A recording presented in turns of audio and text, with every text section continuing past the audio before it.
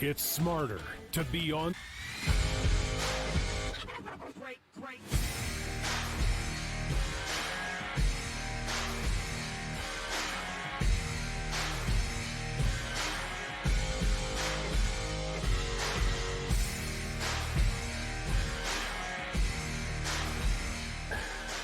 Hey, what's up, everybody, and welcome in. This is FST Fantasy Sports Today. My name is Matt Striker. His name is Joe Pisapia, and this is the place if you want to dominate.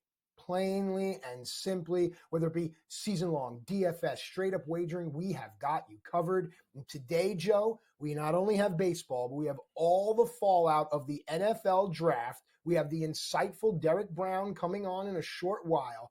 So much to talk about, so much preparation that is needed. And meanwhile, baseball is still going on. There's still money to be made. There's a 22-year-old kid in Cincinnati that is tearing the cover off the ball. Maybe we just start there. What's up, my man? Yeah, it seems like a good place to start. Fun to watch factor through the roof with Ellie De La Cruz. But yeah, look, we're going to start there with some baseball in hour one. Hour two is going to be wall-to-wall NFL draft. We're going to give you a little palate cleanser of that, because there's a lot to get to in the world of baseball too. But don't worry, NFL draft, so many things to talk about there too. So we're dedicating an entire second hour to that. But Ellie De La Cruz is as hot as they come, red hot, if you will. The Los Angeles Dodgers continue to roll. They've gotten Mr. Yamamoto on track over the last few starts. They have had a great job there of Mookie Betts continuing to just dominate. I mean, what an incredible month of April he's had. Of course, that's going to come back down to earth because that's the nature of the beast. But Ohtani has been exactly what they needed him to be. Now, they still have some issues. Health in the rotation, still an issue. Bobby Miller, Walker Buehler still working their way back. We could talk a little bit more about that in this segment here and what that might mean. Also, the second part of that order has struggled a bit. We pointed it out last week, too, that when you go 7 through 9 in that batting order, it's been a little bit of a struggle bus for the Dodgers. But as long as those guys at the top continue to be as good as they've been, the Dodgers are going to still find themselves at the top of that division, that's for sure. Also in the headlines, Max Scherzer coming back sooner than later. He is going to have another rehab start this week, possibly on Tuesday. So if he has that rehab start, is the next start on Sunday, potentially, for the Texas Rangers? Your thoughts, Matt Striker? You think Max Scherzer, the Bulldog mentality, pushes himself to get a start at the major league level, or you think he takes one more safety start in the minor leagues before coming up in 2 weeks? Well, it would be perfect if it's on a Sunday because that's our day. But knowing Max Scherzer and the age at which he is now, I think it's got to be 41, 42. That extra start would certainly be beneficial. But I love the question that you asked because it encompasses everything that we started the show with. Ellie De La Cruz is hot. The Dodgers are world beaters. Max Scherzer. We're going to get on some other things too. It is still April. From a wagering perspective, we're about to turn the calendar into May. Things are going to change. So keep in mind that we don't wager on teams and players for what they were, what we hope they'll be, what they are. So if you're looking at teams like, look, the Dodgers and the Yankees scored 25 runs collectively in 2 days, you can continue to play that trend. Ellie De La Cruz, Mookie Betts, you can continue to play those trends. But Joe's right. There's going to be some regression, and we have to find the middle there. But with regard to Max Scherzer, everyone's going to try to run to jump on that first start. You can have that first start as far as I'm concerned. Again, it's still just May. I'm going to take that first start because I'm of the mind that I am having a hard time finding pitching right about now. What's that line? Joe, what's that first start line? 3 2/3.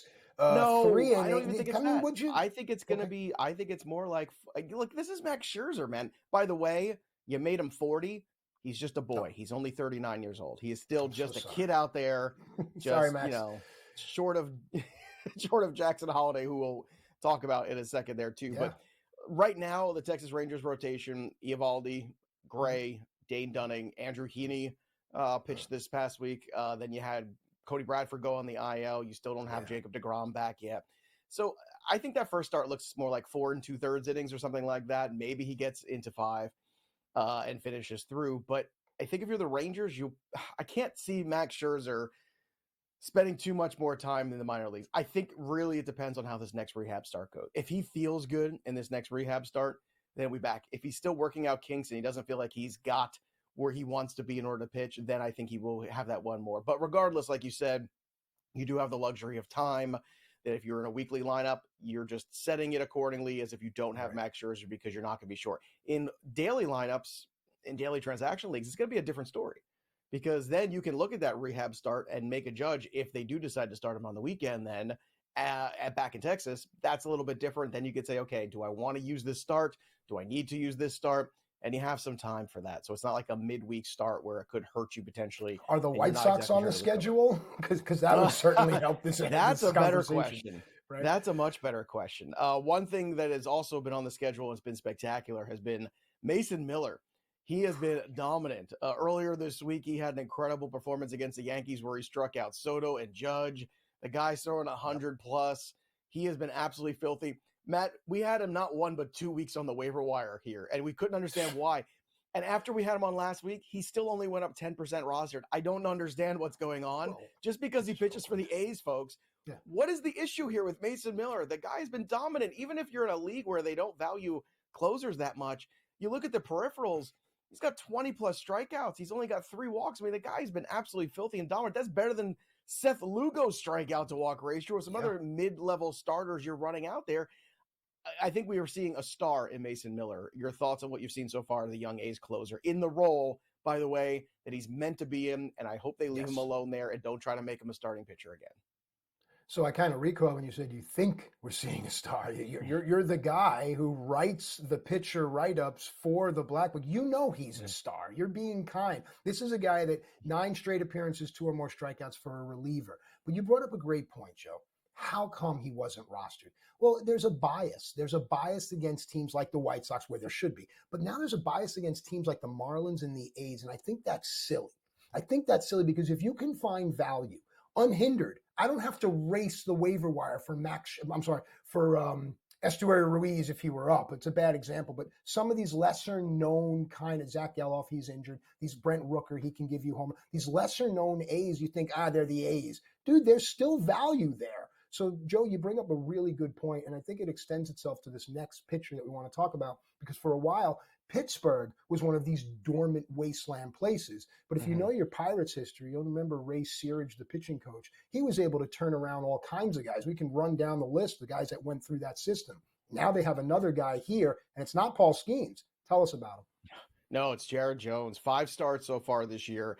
Somehow he's 2-2. I don't know how, because the whip is at 0.83. The ERA is at 2.79. 29 innings, 39 strikeouts, just 4 walks. He's only given up 20 hits over that span. The guy's been absolutely filthy. I mean, Jared Jones, so far you can argue, has been the best return on draft investment, period, in terms of starting pitchers. So if Jones and Skeens end up becoming what they're capable of being, we could be looking at the Pittsburgh Pirates as being the best rotation in baseball in 2 years, or maybe even next year.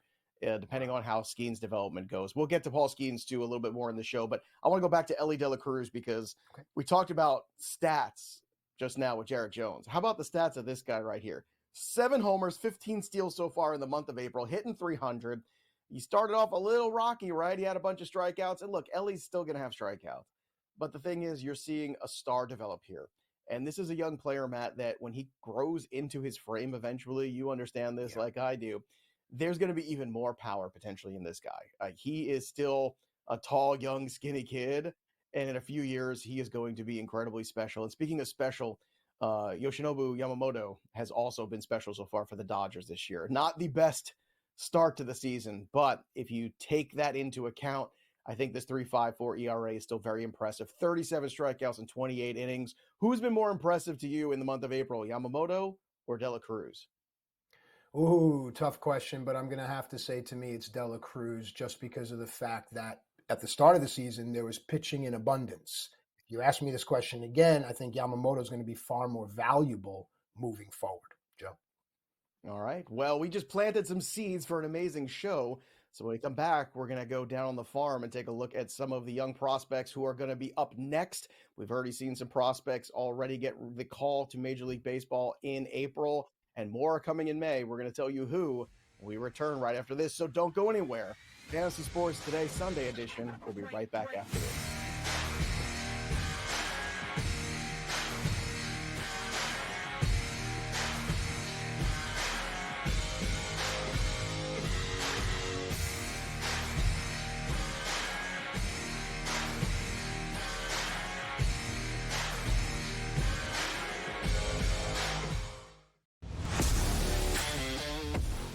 So I turned it off. I got my sweat done, and I'm leaving. I'm taking my money. I'm going home, and I don't want to talk to you for the rest. Oh, yes! There it is. 6-3. Catch the over. The over is hit. The Padres are our heroes. That's how we end the show. That's how we end the show. Oh, what? Let's just sign off. Let's just call it a show. In-game live, prime time, only on SportsGrid. Quotes coming out about Embiid. Oh, he's a warrior. You'll never get him off the court. You're just telling me he's an injury. He's one slip and fall away from what's not seeing him anymore in this series. I would have sat him because there was only 1 day between the two games.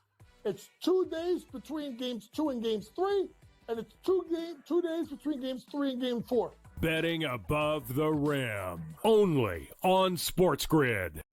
Anyone that's been to a sporting event, the atmosphere before a game, I think Game Time Decisions has that same exact atmosphere. This is our arena.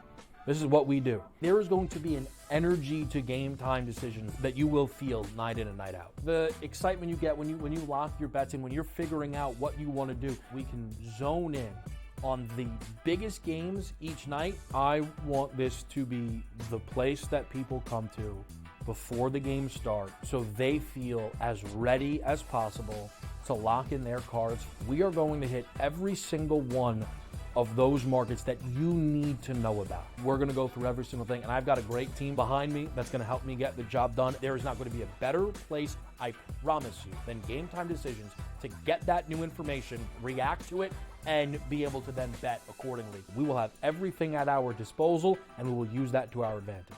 I'm Kevin Walsh. Tune into Game Time Decisions from 6 to 8 p.m. Eastern on SportsGrid. Great.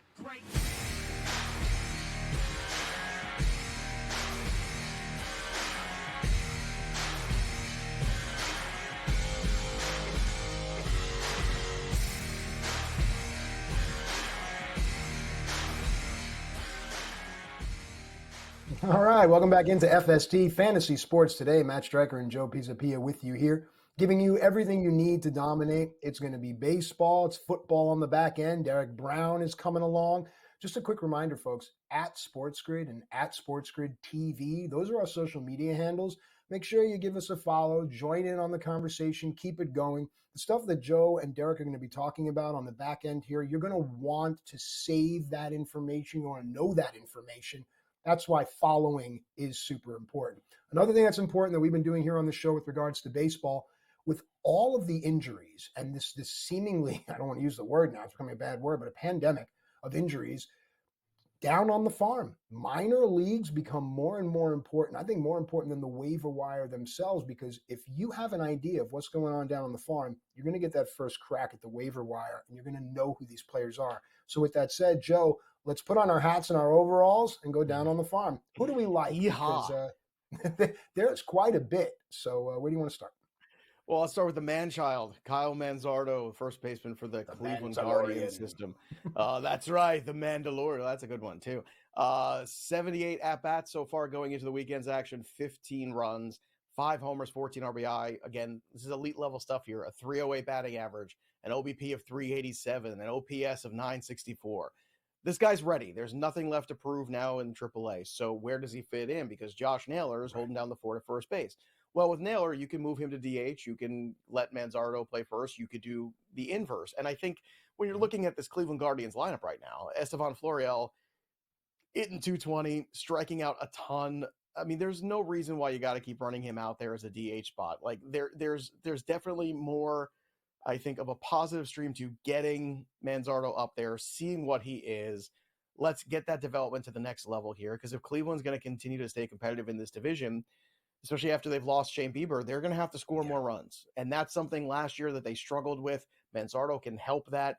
And the guy's been absolutely filthy. He's been fantastic in AAA this year. So you've been patient with him. Now's the time. Let's bring him up in May. I think he's going to be up before Memorial Day, personally. So this is a guy that you would stash now. And it might take another couple weeks, but it really should not. It might be as early as tomorrow, for all we know, but probably as late as Memorial Day. I don't see it going longer than that. But the point is to be ahead of the curve. So if you have roster space, a guy like Manzardo can help you, and the power potential is real. The base skills are good. The batting average is good. Everything is good for Manzardo. So he has a star potential in the making, and that's why you want to add these guys now before they get called up and before everybody notices. And we've been ahead of that curve so far in April, and I want to stay ahead of it here on the show. Yep, absolutely. And sidebar, just on the Guardians in totality, they were a good number to win their division. Most people were looking at Minnesota. If you look at the number now, it's completely flipped, actually. So Cleveland is really, really fun. Stephen Kwan is a guy you can build a lot of good wagers around. So if they add Manzardo, that's going to be fun. And, of course, don't forget Jose Ramirez. All right, go down on the farm here. And another Orelvis, which seems to be a prevailing name. It's almost like Liam in the world, right? Orelvis, but this one is in Toronto. Talk to us. Orelvis Martinez has been swinging a very hot bat for the Blue Jays organization. 7 homers, 22 RBI, hitting .325 so far this year in the minor leagues at AAA, 385 OBP, a 1060 OPS. Now the question is, where do you play him, right? He is a shortstop by trade. So what do you have to do here? You have to make some space for this kid because, again, if you're the Blue Jays, you want to get this guy up here, and why are we wasting these at-bats that he's having where he's driving in a ton of runs? Third baseman. They're underperforming. Yeah, well, here's right. So you've got Bo Bichette here, right? So really what you've got to do is you've got to make some room here and make some hard choices. And I think that it means maybe the end of Kevin Biggio. You know, maybe we're going to try to move Elvis around, and I think that's probably a wise thing to do.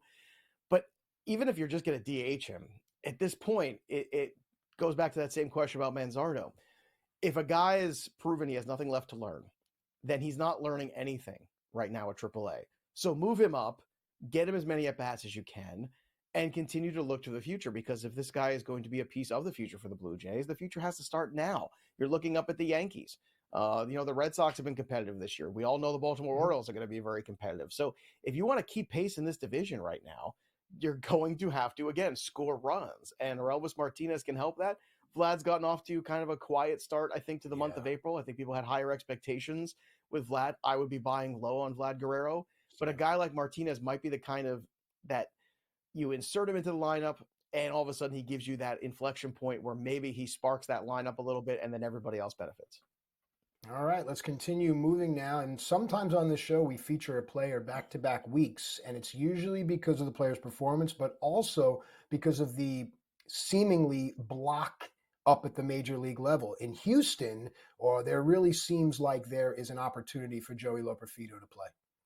Look, it's time for Loperfido. I think Jose Abreu is going to get designated for assignment. He's hitting a .04 on the year with no homers. I think it's over for him at 37 years old, unfortunately. Loperfido is just getting going. Yes, he does strike out a little bit, but he's got 12 homers, 26 RBI.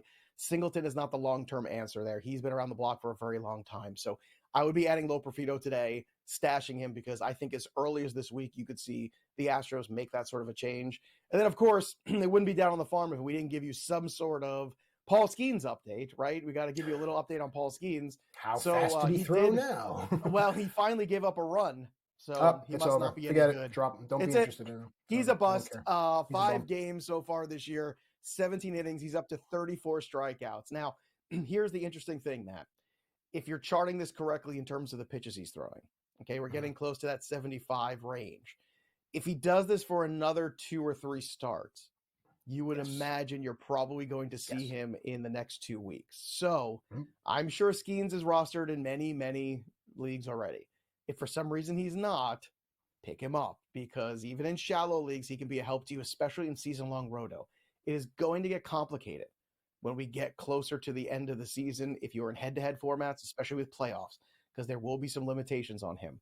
But if you're in season-long, you're going to take the 80 to even 100 innings maybe he gives you this year at that level, and the quality of those innings, because they are going to be spectacular. So add Skeens, and don't forget Max Meyer, another guy you should add too. With the Luzardo injury, Max Meyer is going to be back sooner than you realize. So add these young pitchers before someone else does. When we come back, I'll look at the lines after a month of April baseball.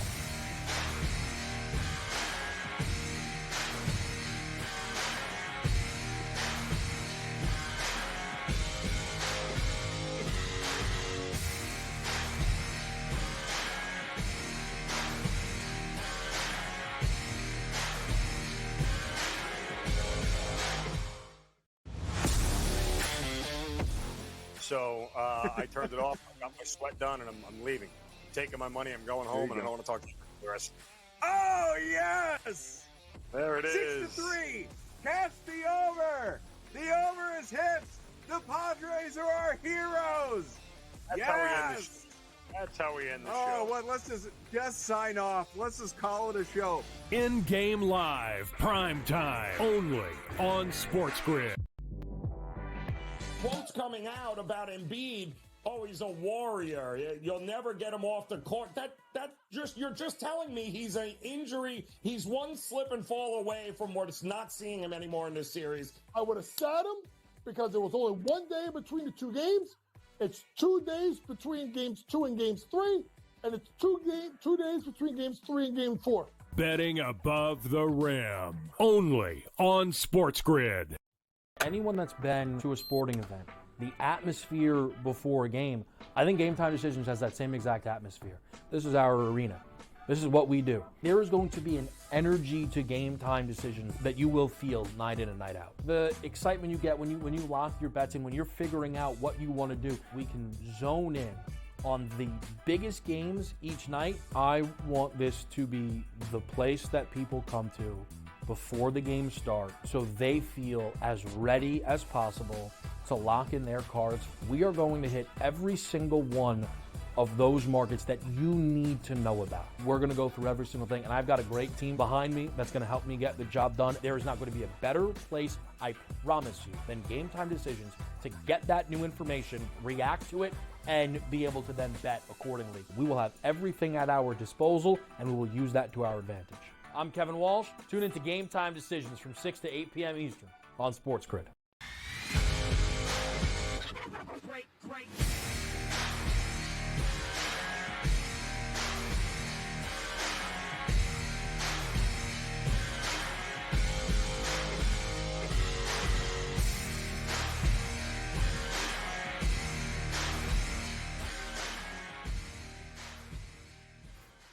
All right, welcome back into FST Fantasy Sports Today. Matt and Joe with you here, and it's time. Listen, you know, life moves fast. If you blink, you're going to miss it. So this is a fast segment, and the reason is because it's about the line movement.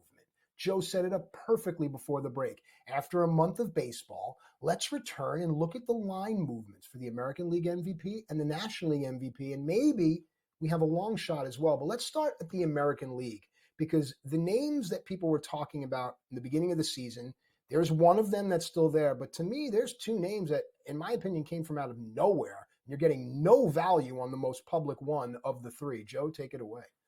Yeah, you're not getting much value on Juan Soto right now, but it's April. And the trouble is, whenever you're on a great team that has multiple superstars, like you've got Aaron Judge, who's starting to get hot now, it's going to be harder for Juan Soto to win this award, as great as he's been. Now, I'm not saying he can't win this award. And at 2-1, if you think he's going to, plus 210, you take it. Bobby Witt, was it just this conversation I feel like last week we were having? Is like, you know, Bobby Witt might be that guy. And now all of a sudden those odds are plus 450. So this is an intriguing time to buy on him. But you have to believe that the Kansas City Royals can continue to compete at the level they have been in April the rest of the year if Bobby Witt's really going to be that dude. And then there's Gunnar Henderson, which is a really good story as well. And you're getting 7-1 on him. Personally, I think of these favorites, Juan Soto makes the most sense because Juan Soto is also a guy playing for a huge contract and now playing in an itty-bitty ballpark. And you have an opportunity here with Juan Soto, despite the fact that he is going to be, along with Aaron Judge in a big star power Yankee lineup. Right now, in the month of April, he's the MVP. At 2-1, it's investable still. But if this is a minus number by the time we get to May, then you got to start looking elsewhere. That's how I feel about the favorites for AL MVP right now. And it's a great strategy. And let's just cover up the names and just look at the numbers. It's something that we always have to do. So what Joe is saying is a fantastic strategy. If you firmly believe, and a guy like Juan Soto on a team like the Yankees that you would think will be able to maintain at least a modicum of success. I don't think they're going to be playing as well as they have been. I think a lot of people are surprised by that. But Joe is right, because if it moves to the minus, then when we wager, I don't know about you, but I'm always looking for at least 3-1 or more. Otherwise, why is it really worth it? But Joe, there's a long shot out there. There's a team that it's still April and a player that is notoriously cold in April that can return a really, really nice profit should he get hot? Who is it? It's Julio Rodriguez. It was my guy in the beginning of the year. It's my guy last year. I know Ohtani ended up winning it, but again, if the Angels had done what they were supposed to do, Julio would have won it because Ohtani would have gotten traded to the National League. But plus 3,200 right now. This is your moment, Julio fans, because you know he's going to be in there. And not only is he going to be relevant, but so are the Mariners. Look at that pitching staff turning things around. Look at George Kirby dropping a huge strikeout number yesterday. Look at Castillo turning things around. Brian Woo's working his way back. The if you didn't buy the Mariners the first time, now is the time to be buying in, and it's going to be the best time to buy in right now. All right, I'm excited. Let's go to the National League. There are three very obvious names, but some of these numbers here jump out to me. Joe, take it. Yeah, look, Mookie Betts obviously at the top after a stunning April, but he's got Ohtani there, his teammate at plus 850, and Freddie Freeman's no slouch. Right now, Mookie Betts is the leader for a reason. He's been the best player probably in baseball, you would argue. Ronald Acuna is probably already started a slow April, but still plus 700 is a really good number on him. I think what's intriguing right now is if we take a look at the long shot, which is Elly De La Cruz. Now, Ellie's at plus 1,500, and he's moved up the board considerably since the opening of the season. I don't think anybody was talking about De La Cruz as a serious MVP candidate. But when you look at the numbers that he's put up so far, those are MVP caliber numbers. The question remains, can he stay this hot? Can he hit 300 with all the strikeouts that he's got potentially in that bat? That's a big question. So I think this plus 1,500 when it comes to De La Cruz, it's a number I'm watching very carefully. If he has another great May, that would push him, I think, Matt, probably to about plus 500 maybe. And then that's what I think when you jump in to invest. And here's where Joe's smart, folks. If you look at those numbers again, if they stay that way, you saw Ohtani at plus 850. You saw De La Cruz at plus 1,500. You can arb those, meaning that you can put a wager on both. Even if one loses, the difference on the other side is going to be enough for you to cover your loss. Good stuff, Joe. Yeah, when we come back, we're going to take a look at 3 up and 3 down, the guys having the best week. And one of them was one of these guys in this segment, MVP, who's coming off a red-hot week for the Orioles. Also, unfortunately, though, there's guys going in the other direction. So we're going to take a look at some of those too. Can they turn things around?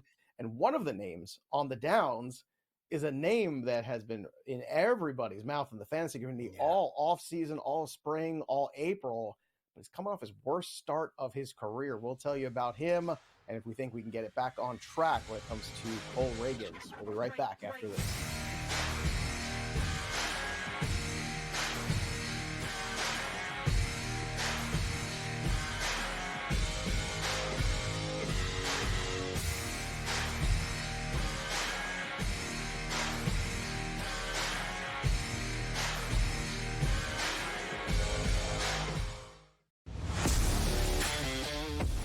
So I turned it off. I got my sweat done, and I'm leaving. I'm taking my money. I'm going home, and I don't want to talk to you for the rest.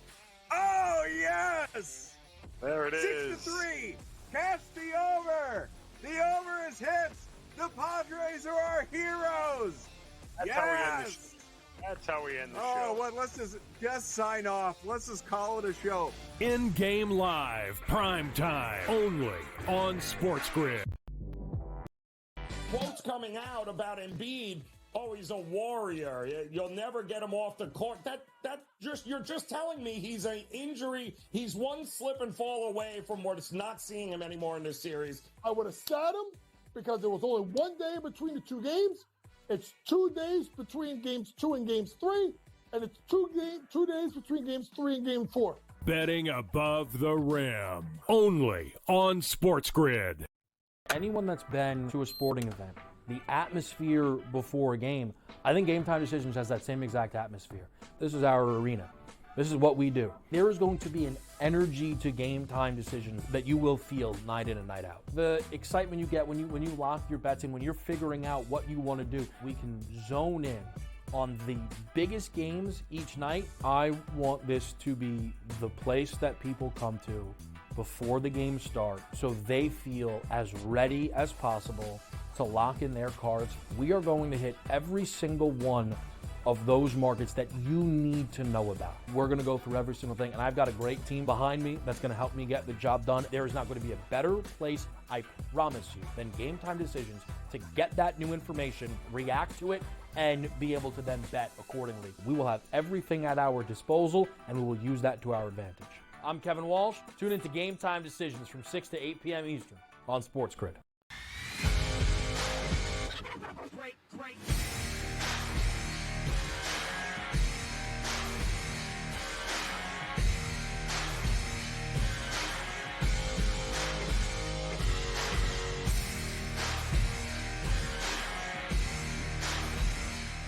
right, welcome back into FST Fantasy Sports Today. It is with aggressive intent that we attack this next segment because if you don't move boldly, how can anyone get behind what you're doing? If you don't believe in it, no one else is going to believe in it either. With that said, it's time for 3 up and 3 down. And the reason I say this is because a lot of players here on the downside that I still believe, in which I still believe, right? Just because they're having a down couple of starts, a down couple of weeks. This is a really great segment, Joe, because it highlights strengths and weaknesses, and we just need to be able to find a way to capitalize on both. So let's start with the up. Let's start in Baltimore. I'm so shocked. Let's go. Yeah, I'll start with Gunnar Henderson, who we just talked about as being an MVP candidate, plus 700 right now on the board over on FanDuel. Last 7 days, pretty darn good. 2 homers for him, 7 runs scored, 5 RBI, hitting 450 from Friday to Friday with a 1450 OPS. But when you start to look back at the bigger picture when it comes to Gunnar Henderson, he right now is 7th in the league in OPS, over 1,000 for the month of April. He is 4th in slugging percentage right now. He is right now towards the top of the board, tied for 2nd with 9 home runs in the league. And when you're looking at the RBI totals for him, he is among the top 10 there as well. Gunnar Henderson is the crown jewel of this team. And it's also a good reminder and lesson, because if you go and dial back last year to this time, do you remember the stone cold 2+ months of Gunnar Henderson where people thought they should send it back down? And then good things happened. Patience was rewarded. So for those of you who had Jackson Holiday, right, and I'm not comparing the 2 players, they're different style players, but Jackson Holiday got all this hype. Jackson Holiday didn't break camp. There was all this pressure because Jackson Holiday hit, a ridiculous like 350 at AAA. So they brought him up, and then he was hitting under 100 with the big club. They sent him back down this week. So Jackson Holiday will be back at some point. This is your opportunity to buy talent. And I'm using Gunnar Henderson as a reminder to do that, because you have to play the long game, especially in Dynasty and Keeper League formats. Play the long game when it comes to these prospects. Don't get caught up in the first month of their career. Look at Gunnar Henderson last year. Again, this is the guy that won the Rookie of the Year last year, despite the fact that he was awful. Not bad, not average, awful for the first 2 months of the season last year. So Gunnar Henderson, good on you. He's a legitimate candidate for this award. I'm curious to see what the month of May brings, and obviously for the rest of the Orioles as well. Yeah, and folks, we just always have to remind you, and it sounds silly, but this is baseball. This is the longest sport that we have from a wagering perspective. That's why a lot of the books loathe baseball. They're just counting the days till football because they get their windfall of cash in a much smaller amount of time. But it's baseball, and if you love it, you know it is long. Do not judge these slow starts. We can pound our fists as much as we want. It's April. If we're still having conversations in June, different talk. And it leads me to this next player, because you've been high on this player. He got cold. A lot of people dismissed him. And now all of a sudden, oh, guess who's back? Let's go to Minnesota and talk. Because if you need a second baseman out there, this guy is your guy. Edouard Julien, another guy, had a rough week there, was striking out a lot. Well, guess what? This week has been really good. 3 homers, 5 runs, 4 ribbies, hitting .333 with a 1227 OPS. He's got 7 homers on the year already. Now, I'm not trying to pace out guys. I'm not trying to extrapolate, but 45 home runs is not where Edouard Julien's going to be. But to the point is, can he be a 30 home run guy? And I think the answer is absolutely yes. And I compared him, statistically speaking, I know he's a left-handed hitter, but I compared him to Jose Vidro, a guy that's going to get on base. Historically had always a good on-base percentage, a really good, around 400 in his minor league career. And Julian's power is starting to develop too. So once Royce Lewis comes back into this lineup eventually, that's going to give him even more lineup protection. He's going to continue to play through these platoons, and I don't see any reason why he should be any sort of platoon whatsoever. Just play this guy every day. He's not going to get better against left-handed pitching if he's on the bench. So Edouard Julien is a guy that, again, Matt knows since last year I watched him play in spring training, and I said, this guy's a stud. He's going to be a very solid major league player, even all-star caliber player, and I think we are seeing already that power develop at a faster clip, which is very exciting. Absolutely. All right, moving on. There is a pitcher that I believe is going to probably be 99% rostered in season long, but DFS and wagering, you can certainly take advantage of a guy that in his last couple of starts, he's pitching to a 0.6 whip and a 0 ERA. Let's go to Philadelphia, Joe. Yeah, last couple starts have been really good for Zach Wheeler, and Zach Wheeler is at the top of the Cy Young board for a reason in the National League right now. When Spencer Strider went down, it opened things up for Zach Wheeler. Matt, I have shares of the Phillies winning this division this year. I think the Phillies are going to the World Series this year, and Zach Wheeler is going to be a big part of that. He has really developed finally into that promise that he had. I think people forget, you got to go all the way back to the San Francisco Giants organization where Wheeler was this big can't miss prospect, went over in the Carlos Beltran move. And then look, it was an up and down career for Zach Wheeler with the Mets. In Philadelphia, they have gotten the best out of Zach Wheeler, the consistency out of Zach Wheeler. And right now in the National League, it's hard to argue that there's been somebody better because he has been the number one. And that's the guy right now at the top of the board for a reason. And it's still pretty investable. You're still getting good numbers on Wheeler for the Cy Young right now. But again, it is only April, so we want to see it go a little bit further. The thing he's got going in his favor is the fact that Spencer Strider is not there. So it's not someone else has to catch up to him. Freddie Peralta came off the worst start of his 2024 season. He had been dominant up until then. So there will be hiccups for every pitcher. But so far, Wheeler's been especially good so far to start this year. Now, I just want to bring it back to something you said. It caught my ear. I'm sorry, did you say that someone went to the Mets organization and completely lost all semblance of talent and ability, and then once they left that organization, actually regained form and were better? Because to me, that's just mind-boggling. I mean, I can't think of guys that I can count on both hands and both feet that have gone to the Mets organization and somehow stumbled, but we don't have time for that. Speaking of stumbling, I'm kidding. Joe is a diehard Met fan. It's funny. It's almost as if the Cardinals beat the Mets yesterday. It's almost as if the Cardinals beat the Mets yesterday. I didn't even want to bring that up, but fair enough. Let's move on. Talking about postseason, talking about you like Philly for the National League representation in the World Series, you have to have pitching. And I said in the beginning of the season that Kansas City really only had one pitcher. I don't believe in the Seth Lugos and the Michael Walkers and the Brady Singers of the world. They just don't.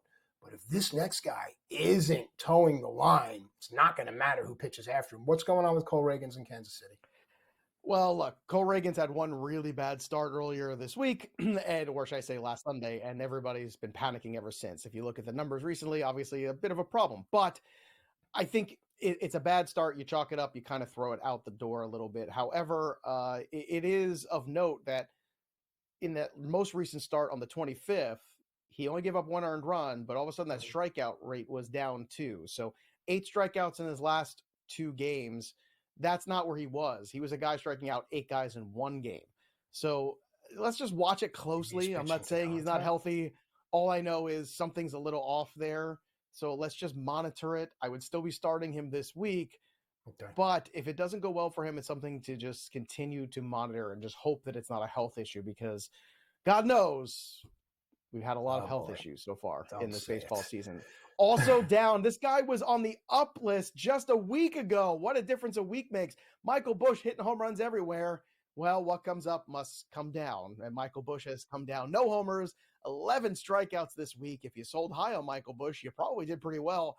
A 105 batting average and a 205 OPS over the week, but Michael Busch will be fine. It stinks that Cody Bellinger is going to be out of that lineup for a while, but again, what are you going to do? Injuries are just a part of baseball. And then Mitch Haniger, tough week for him. Unfortunately, he even faced Andrew Heaney, who he's got 3 home runs in his career against, and he put up an 0-for. If you can't even hit the guy you dominate the most, Mitch Haniger, what are we doing here? 10 strikeouts in his last 21 at-bats. It's not been good for him, but again, the Cole Reagans thing, Matt, I mean, would you be concerned there's an injury? I don't know, real quick. I know we're at the break here. You're good at assessing that. My only other thought, and I mentioned, is that he could be pitching to contact, but beyond that, there's definitely something to watch. A definite dominant outing would go a long way this week for those people who manage Cole Reagans. When we come back, we're going to take a look at the trade wins, see how they're blowing, and some guys that it might be time to buy low on. So don't go anywhere. More FST when we return right here on SportsGrid.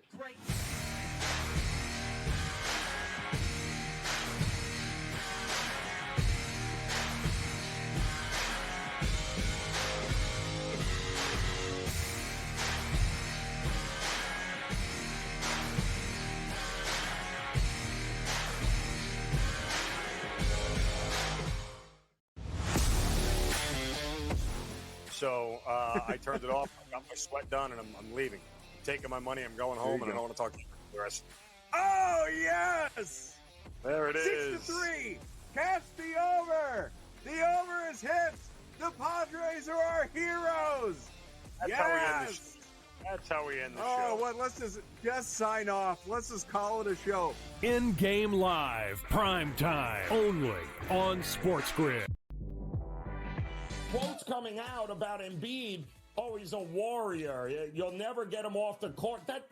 You're just telling me he's an injury. He's one slip and fall away from what's not seeing him anymore in this series. I would have sat him because there was only 1 day between the two games. It's 2 days between games 2 and games 3, and it's 2 days between games 3 and game 4. Betting above the rim, only on SportsGrid. Anyone that's been to a sporting event, the atmosphere before a game, I think Game Time Decisions has that same exact atmosphere. This is our arena. This is what we do. There is going to be an energy to Game Time Decisions that you will feel night in and night out. The excitement you get when you lock your bets in, when you're figuring out what you want to do, we can zone in on the biggest games each night. I want this to be the place that people come to before the games start so they feel as ready as possible to lock in their cards. We are going to hit every single one of those markets that you need to know about. We're gonna go through every single thing, and I've got a great team behind me that's gonna help me get the job done. There is not gonna be a better place, I promise you, than Game Time Decisions to get that new information, react to it, and be able to then bet accordingly. We will have everything at our disposal, and we will use that to our advantage.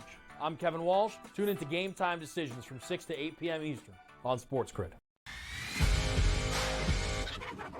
Great.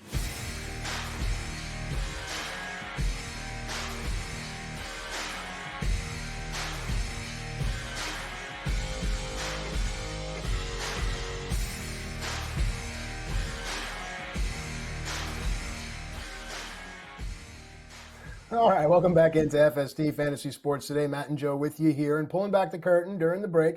I'm a Cardinal fan, Joe's a Met fan. We're going back and forth here, and so now I open it up to you at SportsGrid, at SportsGrid TV, and at Joe Pisapia 17. Would you rather see Juan Soto sign a long-term deal with the Yankees, as well as all the youth the Yankees have, or does Juan Soto sign a deal with the Mets next season and, in my opinion, completely tank? But we leave that out to social media as Joe gives us that award-winning smile and shake of the head. It is time for Buy Low. And, Joe, what I love about this is I love trading. It's a really fun part of fantasy baseball for me, and it really grates me when people reject a trade or don't respond. Like, we can have that conversation. But some of these buy low guys are going to be really good. So I'm intrigued to hear who we have on the list. And hey, look, we start with a Met, an underperforming Met. Unbelievable. Shocker. Spoiler alert. Hey, look, last week we had Xander Bogaerts, Randy Rosarena. We were spot on there. Those guys are starting to turn things around. You're looking for talent with track record who have had bad starts to the season. And it's hard to make trades in April because most people are patient. But I think patience is running thin with Francisco Lindor. He's hitting under 200 for the season. He's not a 200 hitter. He's just not. He's down to 198 as of yesterday. But the good news is, if you look at the last 6 games, he's hitting 260. That's more like it. He's got 2 homers. He's got 4 RBI over that period of time and 6 hits. So, like, things are starting to move in the right direction for him. So, although the overall picture for Francisco Lindor has been an ugly one, hopefully the April showers will bring May flowers here, and we'll see a hot month from Lindor, and he will bloom and blossom just like the roses in Matt Striker's garden, and you'll have a really good player on your hands. Now, Lindor has had, bad months before in his career. I would just chalk this up to a bad month. I'm not worried about it. Yes, the Mets without Francisco Alvarez for 2 months, that's a big loss in this lineup. Let's not pretend like it's not. He is a big-time power hitter, so now they're just down to Alonso. The only concern is, if the Mets get to a point where things are really going in the negative direction, then you have to wonder, okay, what's going to happen here with Lindor? Is there anybody who's going to want him potentially in a trade? I don't think so with that contract. But if Alonso goes, then, you don't have Alvarez. That's a problem because then the lineup protection goes away. But let's take 1 month at a time. Right now, regardless, this is a guy you can absolutely trade for. And I think Lindor is obviously a better player than he's shown so far in April. So I would be aggressive trying to take him off someone's hands. You come to FST for the football and baseball information, but you stay for the horticulture and botany that Joe Pisapia brings to you. By the way, the magnolia is the first blooming tree of spring. With that said, moving on, it's time for a pitcher now, and I'm interested to your thoughts here as to Brandon Pfaadt. He's young, and we have him on a buy low. So what trajectory are we using to portend what Pfaadt can give us? Well, we're looking here with Brandon Pfaadt is the fact that the ERA is a little inflated. And it's not because he's been bad necessarily. Look at the strikeouts, 27 strikeouts, just 6 walks. That's very important. That's the biggest thing to look at. But the ERA is high, but the whip is not. It's 1.17. If you look at the xERA, the xFIP, the FIP, all of them are in the mid to high threes. So this ERA that he's got right now, that's after just a couple bad starts or some bad luck. And let's also not forget Paul Sewald's coming back too. So that's going to be a very good thing. Ginkel has been a little shaky in that closer role. So all of a sudden you fortify that bullpen a little bit in the ninth inning. It makes Brandon Pfaadt's job a little bit easier because the path to the win becomes a little bit better. Corbin Carroll struggled. This offense certainly could stand to get Corbin Carroll going a little bit. That would go a long way to helping the pitching staff. But look, you have Merrill Kelly out now on this roster as well. You have Eduardo Rodriguez who's been on the shelf. Thank goodness Jordan Montgomery's come back and Zach Gallen's been good. But Brandon Pfaadt is a guy right now where you just look at the ERA and people don't dive into the deeper numbers. All the underlying metrics for him have been good. The strikeout rate's been high. The strikeout to walk ratio has been good. And that's been the biggest problem for Brandon Pfaadt. In his career, he's been a pitcher that's been a little bit tough with the walk sometimes, and that has been his detriment. But that 4.97 ERA, that is a misnomer. Don't get caught up in that. Things are going in the right direction for Brandon Pfaadt. So pounce now because that ERA is going to be under 4 before you know it when we look to June 1st. So in a month from now, be prepared for that. But this is that window to buy because let's be honest, the Diamondbacks have not looked like a team that went to the World Series last year so far. But Sewald's return is good. And hopefully, again, getting Montgomery back into this rotation also will help kind of push Pfaadt into a role where he doesn't have that kind of pressure on him. So all signs are pointing up to him. And I think it's a great opportunity to buy low on Brandon Pfaadt. Yep, and just to shake the learning tree under which we sit with Joe, we hear these terms looking at ERA, looking at FIP and xFIP. You want to see the difference between the ERA and the FIP and the xFIP because that difference shows you the true pitcher. So when Joe shows you there's a difference in the ERA number versus that FIP and xFIP number, that's what Joe is talking about. Okay, now let's spend some time on a pitcher that I have drafted. It's a Minnesota Twin. We were originally going to talk about a Seattle Mariner, but after yesterday's start, no need to worry. I have Pablo Lopez on several teams. Should I be worried? What's going on? No. I don't think so, but you tell me. No, don't be worried. Again, this is not so much a buy low as a buy. He's still a very highly thought of pitcher. But at the same time, I think you want to look and see, well, the ERA is above 4. It's 4.5 right now. Like that's not really where Pablo Lopez should be. More importantly, the strikeout to walk ratio is good. 29 strikeouts, 6 walks. That is going to define you more often than not as a starting pitcher in fantasy. If that is a strong number where you're looking at a high K per 9 and a good strikeout to walk ratio of at least 2 to 1, which he's got more than that right now, you're going to be a successful pitcher. Royce Lewis eventually coming back into this lineup. That's going to go a long way for the ability of the Minnesota Twins to win baseball games. Another team, too, missing their closer all year. Duran's going to be back very soon. So all of those pieces are starting to get in the right spot here. So again, this might not be a buy low so much as just a buy on Pablo Lopez, but that ERA, when you start to dig deeper, it's in the 3s, not in the 4s. It should be there. So the expected ERA should be much lower than it is right now. So a lot of signs pointing up for him, despite the fact that that ERA right now is a little higher than maybe people anticipated. But with the way starting pitching's gone this year, you'll take any chance to buy a great starting pitcher, even if it's on a little bit of a discount. And I think you're going to get a little bit of one with him. We come back, we're going to take a look at the guys to sell high on. One of the guys might even surprise you because I just said you need all the pitching you can get. Well, there's one pitcher out there. I'm just not buying his April. More on that. We return right here on FS.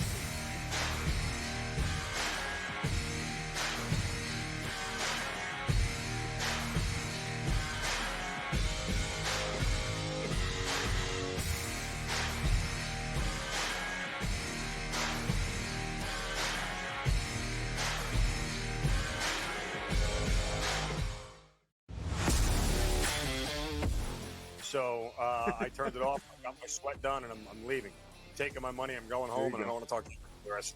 Oh, yes! There it is. 6-3. Catch the over. The over is hit. The Padres are our heroes. That's how we end the show. That's how we end the show. Oh, what? Let's just sign off. Let's just call it a show. In-game live, prime time, only on SportsGrid. Quotes coming out about Embiid. Oh, he's a warrior. You'll never get him off the court. You're just telling me he's an injury. He's one slip and fall away from what's not seeing him anymore in this series. I would have sat him because there was only 1 day between the two games. It's 2 days between games 2 and games 3, and it's 2 days between games 3 and game 4. Betting above the rim, only on SportsGrid. Anyone that's been to a sporting event, the atmosphere before a game, I think Game Time Decisions has that same exact atmosphere. This is our arena. This is what we do. There is going to be an energy to Game Time Decisions that you will feel night in and night out. The excitement you get when you lock your bets in, when you're figuring out what you want to do, we can zone in on the biggest games each night. I want this to be the place that people come to before the games start so they feel as ready as possible to lock in their cards. We are going to hit every single one of those markets that you need to know about. We're going to go through every single thing, and I've got a great team behind me that's going to help me get the job done. There is not going to be a better place, I promise you, than Game Time Decisions to get that new information, react to it, and be able to then bet accordingly. We will have everything at our disposal, and we will use that to our advantage. I'm Kevin Walsh. Tune into Game Time Decisions from 6 to 8 p.m. Eastern on SportsGrid. Great.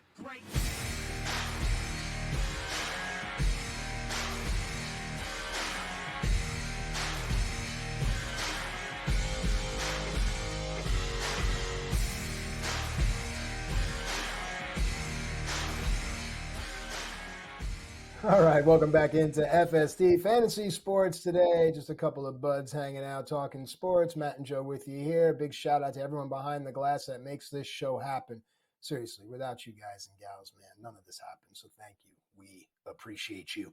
All right, fresh off the Empanada Festival, here comes Joey P, and it's time for a segment called Sell High. Now, when I was in college, I was always told never go to the supermarket high. I wouldn't know. I've never touched a drug in my life. But to sell high is not what it sounds like. It's about some of these people. Shut up, Joe. Don't laugh at me. Some of these people that maybe are a little bit inflated. So with that said, I just told my friend to shut up. I'm sorry. On the air, I apologize. No, I love it. And by the way, speaking of selling high, I was at the Empanada Festival yesterday, and I'm selling high on baked empanadas. Okay, people that I was with, they wanted to go everywhere. I wanted to try all the empanadas too, but the baked ones, no. You got to fry the empanada. You got to do it the right way. I don't care if it's healthier for me. If I'm going to eat the empanada, I want it to be an empanada that is fried. I want that crispy edge to it. Sorry, hard sell right now on the baked empanada. I don't care. All right. You got to fry that bad boy. But who are you selling these guys. Let's fry them up.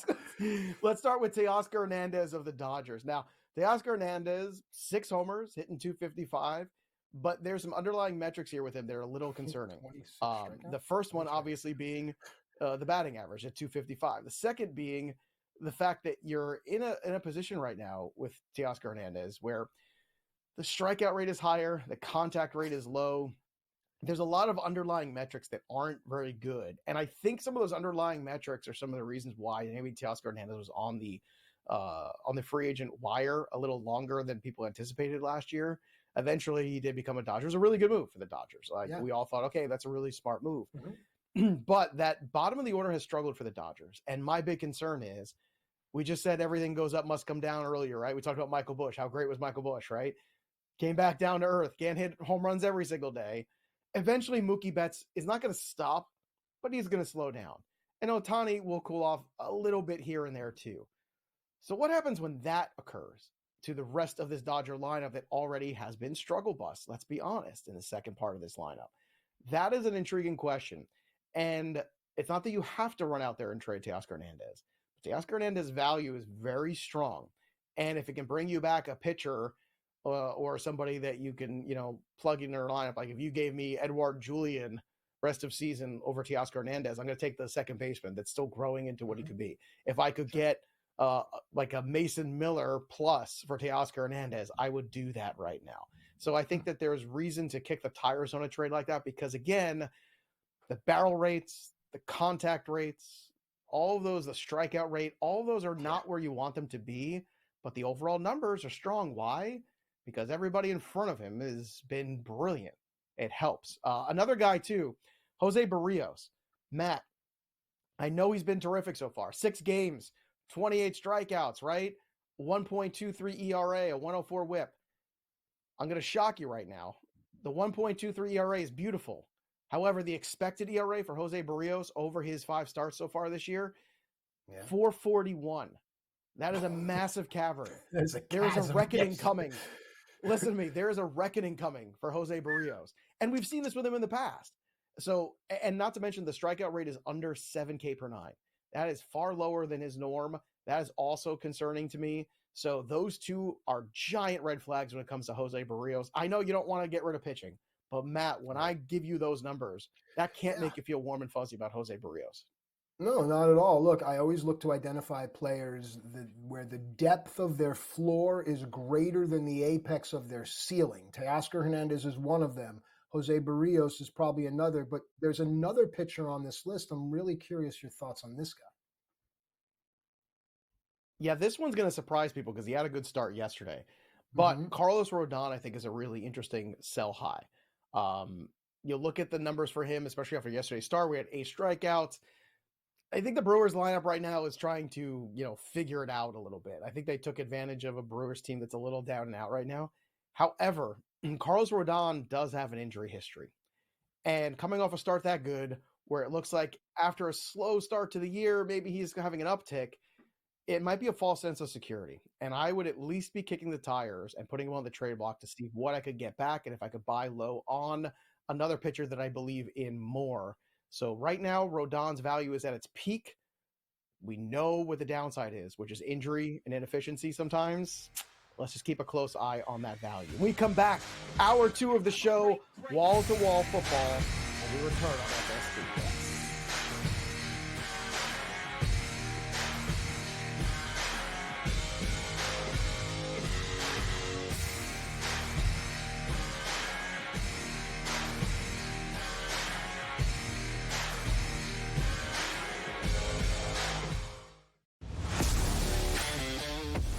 So I turned it off. I got my sweat done, and I'm leaving. I'm taking my money. I'm going home, and I don't want to talk to you the rest. Oh, yes! There it is. 6-3. Catch the over. The over is hit. The Padres are our heroes. That's how we end the show. That's how we end the show. What? Let's just sign off. Let's just call it a show. In-game live, prime time, only on SportsGrid. Quotes coming out about Embiid. Oh, he's a warrior. You'll never get him off the court. You're just telling me he's an injury. He's one slip and fall away from what's not seeing him anymore in this series. I would have sat him because there was only 1 day between the 2 games. It's 2 days between games 2 and games 3, and it's 2 days between games 3 and game 4. Betting above the rim, only on SportsGrid. Anyone that's been to a sporting event, the atmosphere before a game, I think Game Time Decisions has that same exact atmosphere. This is our arena. This is what we do. There is going to be an energy to Game Time Decisions that you will feel night in and night out. The excitement you get when you lock your bets in, when you're figuring out what you want to do, we can zone in on the biggest games each night. I want this to be the place that people come to before the games start so they feel as ready as possible to lock in their cards. We are going to hit every single one of those markets that you need to know about. We're going to go through every single thing, and I've got a great team behind me that's going to help me get the job done. There is not going to be a better place, I promise you, than Game Time Decisions to get that new information, react to it, and be able to then bet accordingly. We will have everything at our disposal, and we will use that to our advantage. I'm Kevin